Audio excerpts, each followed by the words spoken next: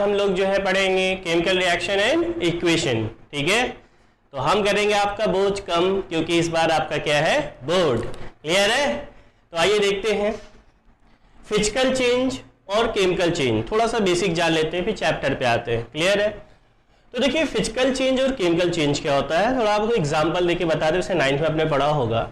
तो देखिए जैसे सपोज करिए फिजिकल चेंज का एग्जांपल लेते हैं कि आप सपोज करो गोवा वाली बीच पे, यानी गोवा बीच पे आप है, वहाँ पे आपने क्या किया, कोई रेत से एक ताजमहल बनाया, ठीक है।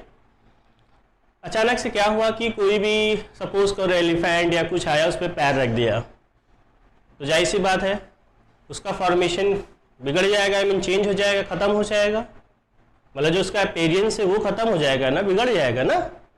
तो कहने का मतलब ये हो, ये फिजिकल चेंज है कि केमिकल चेंज? फिजिकल चेंज, क्योंकि जो रेत है वो तो कुछ चेंज नहीं हुआ कि पैर रखते ही एलिफेंट ने पैर रखा, ताजमहल तो टूट फूट गया, ठीक है, जो रेत का बनाया था बिगड़ गया, उसका फॉर्म चेंज हो गया। और अब ये तो नहीं कि रेत गोल्ड में चेंज हो गया। जब कोई चीज में नया बनता है गाइस, तो वो क्या होता है, केमिकल चेंज होता है। क्लियर है ना? तो वो क्या होगा, आपका फिजिकल चेंज होगा। भाई रेत तो वही रहेगा ना, वो तो चेंज नहीं होगा ना, सिर्फ एक अपीयरेंस चेंज हुआ, उसका फॉर्म चेंज हुआ। ये ताजमहल बना था और एलिफेंट ने उस पर पैर रख दिया और वो बिगड़ गया, खराब हो गया। बट जो रेत है वो तो वैसे ही रहेगा, वो तो चेंज नहीं हुआ कि गोल्ड में, सिल्वर में, प्लैटिनम में चेंज हो गया है, तो आप कहें केमिकल चेंज है।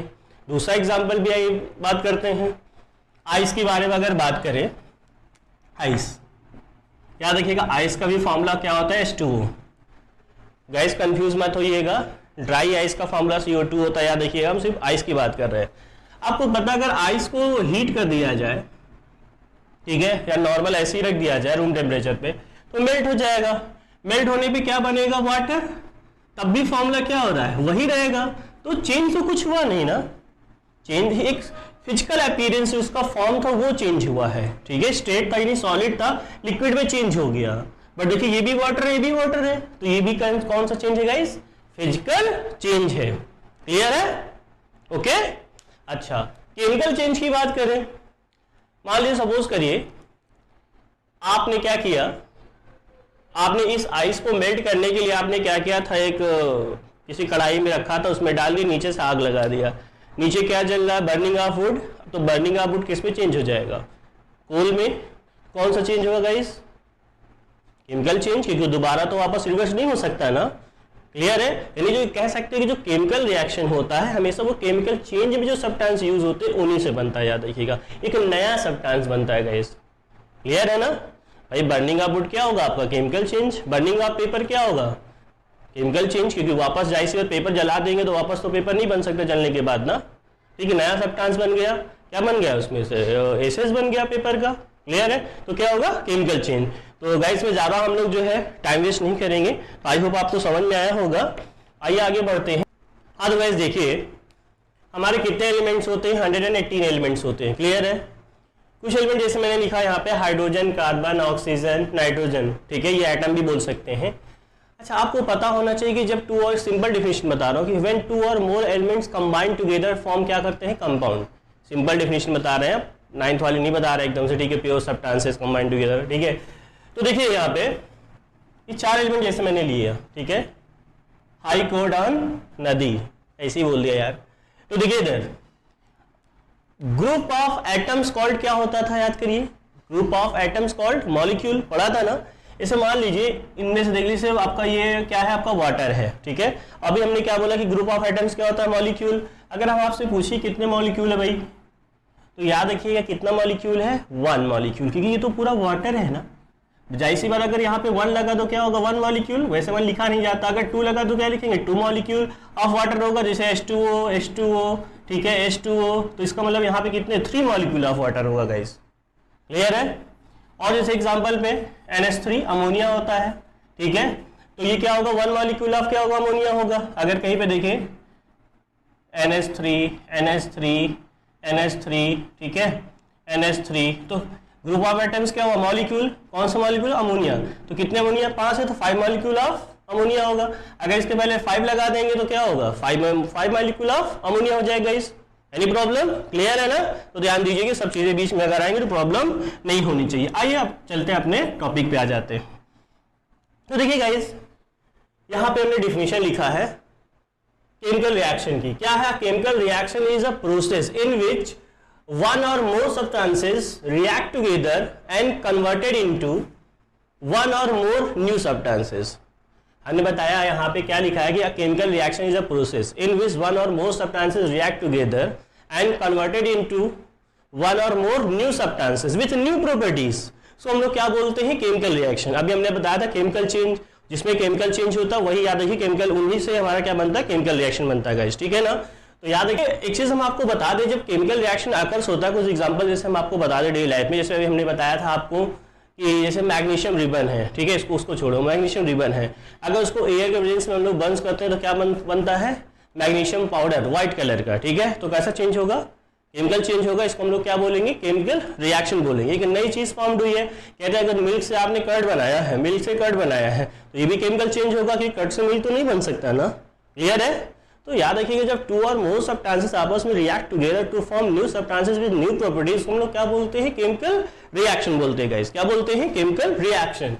अब ये बताइए, जब केमिकल रिएक्शन होता है तो शायद आपको पता हो क्या क्या चीजें होती हैं, कुछ उसकी कैरेक्टरिस्टिक्स होती हैं। इसे या भी लिख सकते हैं केमिकल रिएक्शन इन्वॉल्व क्या क्या हो सकता है।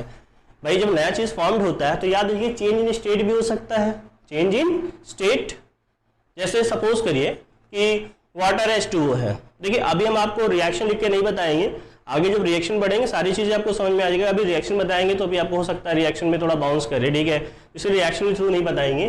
तो याद रखिए जब एक केमिकल रिएक्शन इन्वॉल्व होता है तो क्या क्या हो सकता है? स्टेट चेंज हो सकता है, कलर चेंज हो सकता है, टेम्परेचर चेंज हो सकता है, गैस इवॉल्व हो सकती है, फॉर्मेशन ऑफ प्रेसिपिटेशन। हमारे डेली लाइफ में भी कुछ ऐसी चीजें हैं कि जो केमिकल रिएक्शन जो है इन्वॉल्व होता है। कैसे? Chemical reaction in our daily life, जैसे डाइजेशन ऑफ फूड, ये भी केमिकल रिएक्शन होता है कि जो हमारा खाना जो है डाइजेस्ट जब होता है, ठीक है ना, तो वो कौन सा चेंज होता है? आपका केमिकल चेंज होता है, उसी को हम लोग क्या बोलेंगे? Chemical reaction. ये भी केमिकल रिएक्शन के एग्जांपल है। फॉर्मेशन ऑफ कर्ड बताया था, जब मिल्क से कर्ड बनता है तो भी क्या? केमिकल रिएक्शन है। रिस्पिरेशन, फिलहाल अभी सिंपल वे में समझ लीजिए सांस लेना, वैसे आगे चल कर और भी डिफरेंस समझ जाएंगे ब्रीथिंग और रिस्पिरेशन में, ठीक है।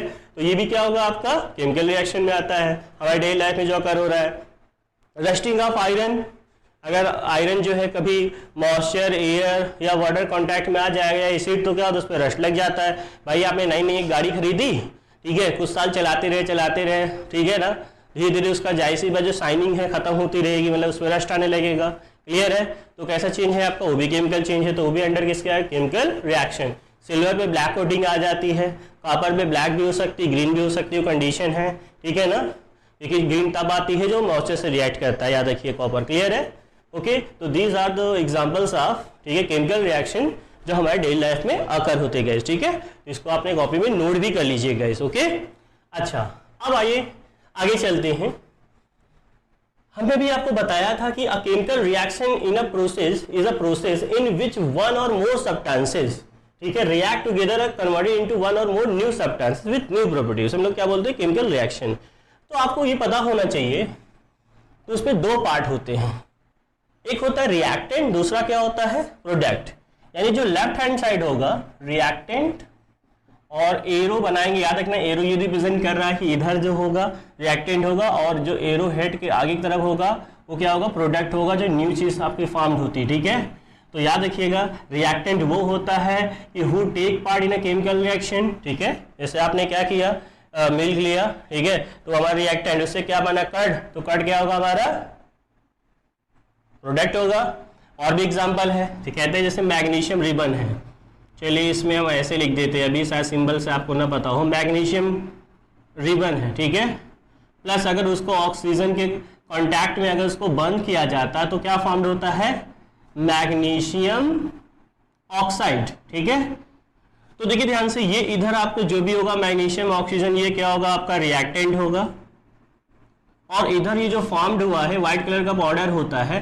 देखिए अभी हम आपको रिएक्शन नहीं समझा रहे हैं, केमिकल इक्वेशन नहीं समझा रहे हैं, कैसे क्या होगा, कैसे रिएक्ट करेगा, अभी सिर्फ हम आपको मीनिंग समझा रहे हैं रिएक्टेंट और प्रोडक्ट की। तो इधर वाला लेफ्ट हैंड साइड वाला हमेशा रिएक्टेंट होगा, राइट हैंड साइड जो एरो की तरफ फॉर्म्ड होगा हमेशा क्या होगा? इस प्रोडक्ट होगा, क्लियर है ना। तो आई होप समझ में आया होगा, ठीक है। तो यहाँ देखिए डिफिनेशन लिखा है, इसकी भी आप नोट कर लीजिएगा। Who take part in a chemical reaction क्या होता है? रिएक्टेंट।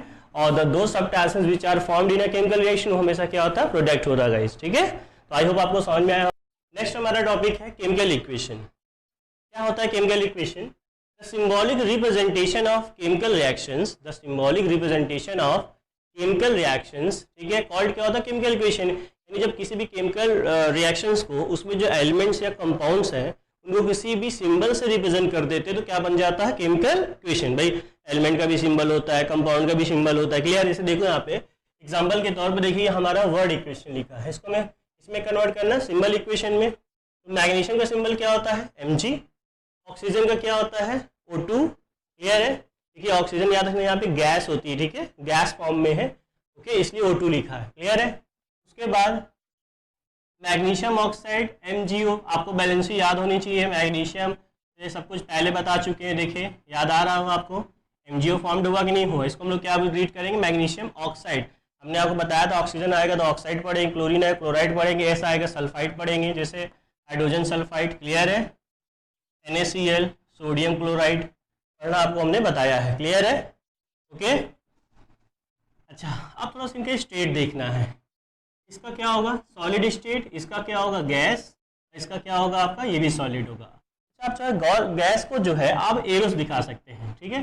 अगर ऊपर आपने एरो लगा दिया, ठीक है, ऊपर की तरफ, तो क्या होता है, गैस होता है। नीचे की तरफ डाउन करके लगा तो प्रेसिपिटेट होता है गाइस, ठीक है। तो देखिए ये क्या होता है, याद रखिए सॉलिड स्टेट के लिए रिप्रेजेंट करते हैं। जी का मतलब क्या होता है, गैस, क्लियर है।